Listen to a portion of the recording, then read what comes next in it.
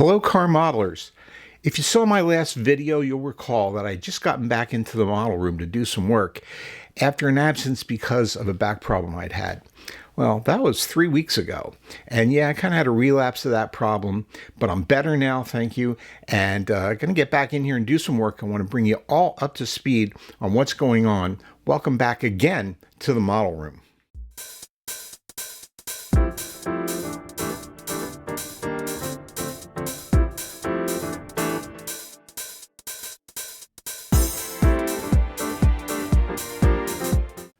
Well, I'm happy to be back here in the model room, and I want to get going again on this dune buggy kit.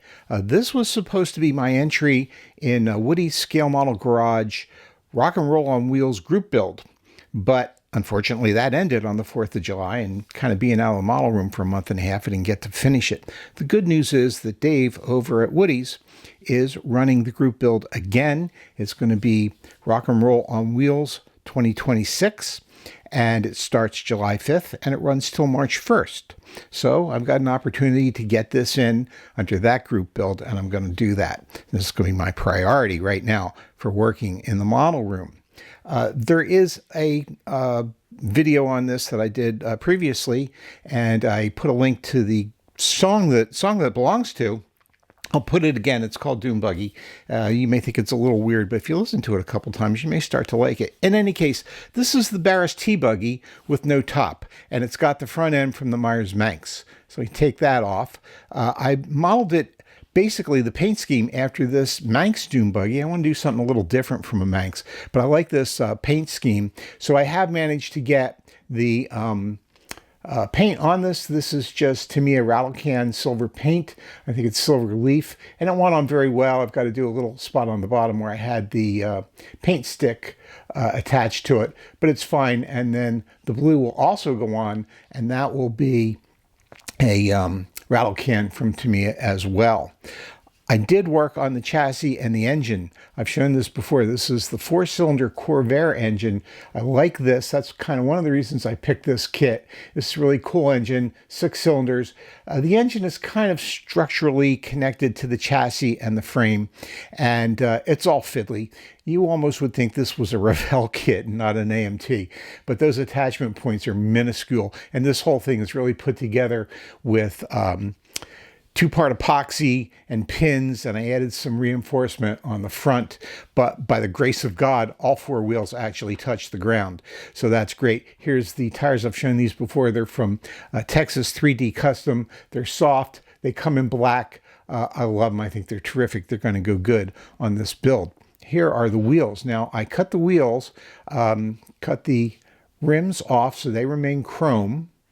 I've shown how to do this before. You put a razor saw in a book, and then you cut, and you get a uniform cut on all 4 wheels. And then I stripped these. And you may see a little blacking here. Originally stripped them with Tamiya, I think it was TS14 paint. I don't know if that's really a gloss paint or not. Didn't like the way it came out, so I stripped them again, and I'm going to paint them with a regular Tester's gloss black paint. In addition, now I've got the seats painted black, and here's the seat, and here's the little insert. This is that blue Hawaiian insert that'll look like a seat cover, and I think that's going to go nicely. It's going to make it look kind of, I don't know, tropical or beachy or something, so that's going in there as well. What else? The hood, this is not the hood, it's the roof, and I'm going to cut the sail panel off. This is from the Myers-Manx kit, so it's going to look a little more like the dune buggy in that photo. It will have a top, probably the roll bar, and the windshield frame will come from the Myers-Manx as well. Okay, what about the engine? Okay, at the top here, you'll see the flute from the air cleaner. That's from the kit. And I didn't really care for it. I don't know if you can see it well on the video, but the attachment point to the runners just was kind of thick and funny, and it didn't clean up well. I didn't like them. So on the bottom, that white flute is from the 53 AMT pickup, the Ford pickup kit, and I like that quite a lot.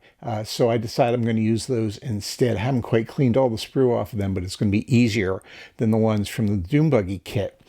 Interestingly, I took 6 of these down to the kitchen sink to wash off the stripper. I stripped the chrome off and cleaned them up, put them in a nice folded towel, and on the way upstairs to the model room, I lost 4 of the 6. Found 2 of them on the carpet on the stairs. I don't know where the other 2 are, but I do have another kit, so I will pirate more of these intakes from that other kit and put them on the Dune Buggy. Okay, there are other things going on the bench. I've got about half a dozen projects going, but I want to give priority to the rock and roll build. In some other housekeeping, I want to thank Jason over at Blue Ox and Mark over at HobbyDude 007. They both did videos on one of my prior videos about the Mount Rushmore of modelers, and that generated a lot of interest. Appreciate that a lot, guys. And it sent a bunch of new subscribers over to the channel, and I thank you all very much. I want to highlight, this is Chris. He sent me a shop card.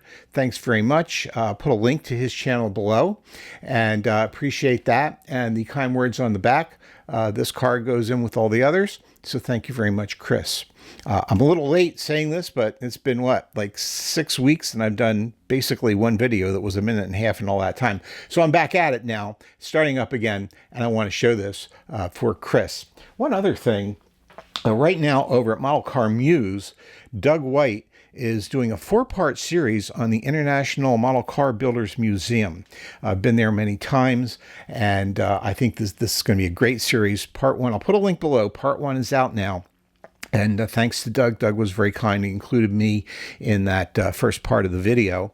But it's a terrific place. It's moving to Nebraska, and some of the modelers, and many of them my friends, are helping to move the collection over to that auto museum in Nebraska. That's going to be really cool.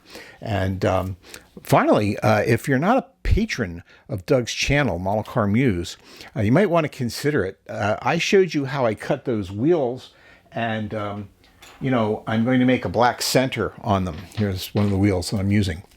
I'm going to do a black center on them.